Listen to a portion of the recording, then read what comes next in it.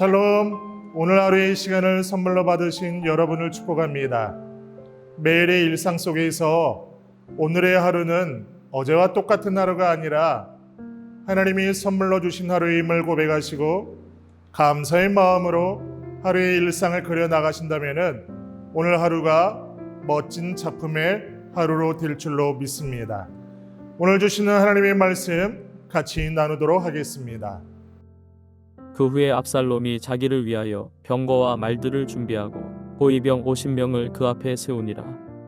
압살롬이 일찍이 일어나 성문길 곁에 서서 어떤 사람이든지 송사가 있어 왕에게 재판을 청하러 올 때에 그 사람을 불러 이르되 너는 어느 성읍 사람이냐 하니 그 사람의 대답이 종은 이스라엘 아무 지파에 속하였나이다 하면 압살롬이 그에게 이르기를 보라 내 일이 옳고 바르다마는 내 송사를 들을 사람을 왕께서 세우지 아니하셨다 하고 또 압살롬이 이르기를 내가 이 땅에서 재판관이 되고 누구든지 송사나 재판할 일이 있어 내게로 오는 자에게 내가 정해 베풀기를 원하노라 하고 사람이 가까이 와서 그에게 절하려 하면 압살롬이 손을 펴서 그 사람을 붙들고 그에게 입을 맞추니 이스라엘 무리 중에 왕께 재판을 청하러 오는 자들마다 압살롬의 행함이 이와 같아서 이스라엘 사람의 마음을 압살롬이 훔치니라. 다윗 왕과 화해를 하고 돌아온 뒤 압살롬은 곧 반역을 준비하기 시작하였습니다. 비록 아버지와 화해하긴 하였지만 압살롬의 마음은 아버지에게 완전히 돌아서 버렸기 때문입니다. 압살롬의 입장에서 다윗의 태도는 전혀 전향적이지 않았습니다. 자신의 동생 다말이 암논에게 수치를 당했을 때에도, 자신이 잔치를 열어 초대했을 때에도, 또 자신이 그술왕 달메에게 도망가 있었을 때에도 다윗은 계속해서 자신의 뜻을 들어주지 않았습니다. 그는 예루살렘 귀환 이후에도 다윗이 냉랭한 태도를 보이자 더 이상 아버지에 대한 기대를 하지 않았습니다. 그가 요압을 압박하여 아버지를 만난 것은 아버지에 대한 그리움 때문이라기보다는 아버지를 안심시키고자 한 일이었습니다. 압살롬은 다윗을 만나고 돌아온 뒤 곧 반역을 준비하였습니다. 아버지 다윗이 왕이 된 것은 하나님이 그를 기름 부으시고 왕으로 세웠기에 가능한 일이었습니다. 하나님께서는 수많은 난관 속에서 다윗을 지켜주셨습니다. 오히려 다윗의 이름을 높여주었습니다. 골리앗과의 전투에서 사울의 고난과 핍박을 피한 피난길에서 왕이 된 후에 일어난 수많은 전투에서 다윗이 승승장구할 수 있었던 이유는 하나님께서 그와 함께 하셨기 때문입니다. 다윗이 수많은 사람들의 칭송을 받고 그의 이름이 유명해진 것은 이러한 하나님의 함께 하심의 결과의 한 부분에 불과하였습니다. 다윗은 사람들의 마음을 얻기 위해 살아온 것이 아니라 하나님의 뜻대로 살았습니다. 그리고 그렇게 살았을 때 자연스럽게 사람들의 지지를 얻게 된 것입니다. 오히려 사람들의 눈치를 보고 사람들의 지지에 계속 마음을 기울였던 사울은 점점 망하게 되었음을 말씀은 전하고 있습니다. 그러나 압살롬은 이 모든 일의 본질을 잘못 파악하였습니다. 압살롬은 아버지 다윗 왕이 사람들의 지지를 받아 왕이 되었다고 생각한 것입니다. 자신 또한 수려한 외모로 사람들의 칭송과 인기를 얻고 있으니 아버지를 대신하여 자신이 왕이 될 수 있다고 믿었습니다.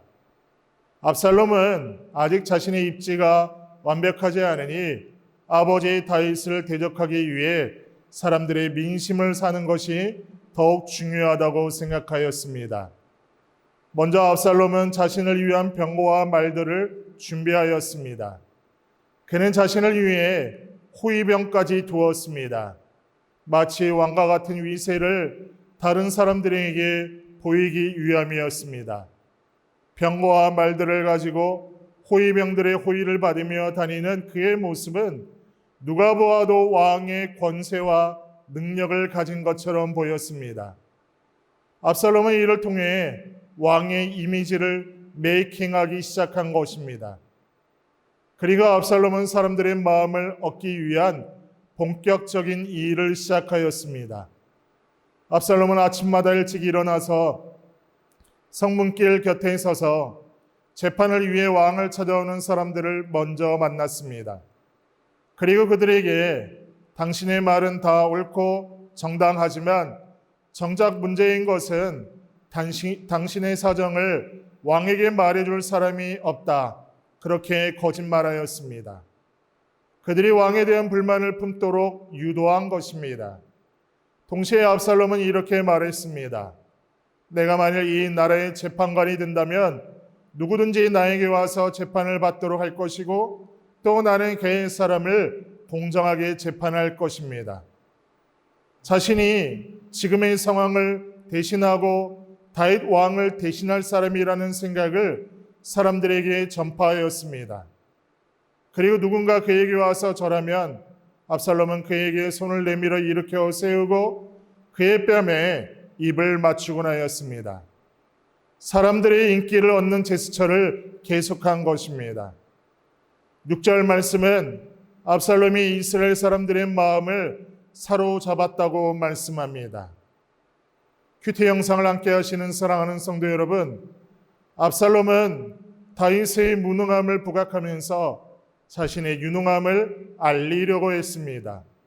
그러나 그가 말한 다윗의 무능함은 사실과 다른 것이었습니다. 자신의 목적을 이루기 위해 다윗을 깎아내린 것입니다. 그는 다윗을 향한 반역을 준비하기 위해 거짓말을 하였고 백성들에게는 위선된 행동을 보였습니다. 그것은 누가 봐도 옳지 않은 행동이었습니다. 무엇보다 하나님을 믿고 섬기는 하나님의 백성과는 어울리지 않는 행동입니다. 성도로서 살아갈 때 우리의 믿음은 단순하지 않습니다. 성도를 부르신 하나님을 믿는다는 것은 그분의 거룩하심을 따르는 것입니다. 성도인 우리의 삶도 삶의 방식도 목적이 그래야 하는 것입니다.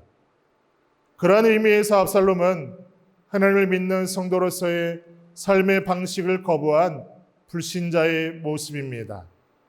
하나님께서 선물로 주신 오늘 하루를 보내시면서 삶도 삶의 방식도 목적도 하나님의 거룩하심을 따르는 복된 여러분, 복된 한 날 되시기를 진심으로 소망합니다. 다 같이 기도하겠습니다. 하나님, 우리가 이 땅 가운데서 성도로서 살아가면서 우리의 삶의 방식도 삶의 목적도 모든 부분이 거룩하신 하나님을 따르는 오늘 하루가 되게 하여 주옵소서. 성도의 삶의 전 부분이 하나님을 따라감으로 인하여서 오늘 하루의 삶이 어떤 상황이든지 무슨 일을 만나든지 그의 하나님을 향한 그의 믿음의 고백으로 오늘 하루 이기고 승리하게 하여 주옵소서. 그렇게 행하시 하나님 믿고 일지하며 예수님의 이름으로 기도드리옵나이다. 아멘.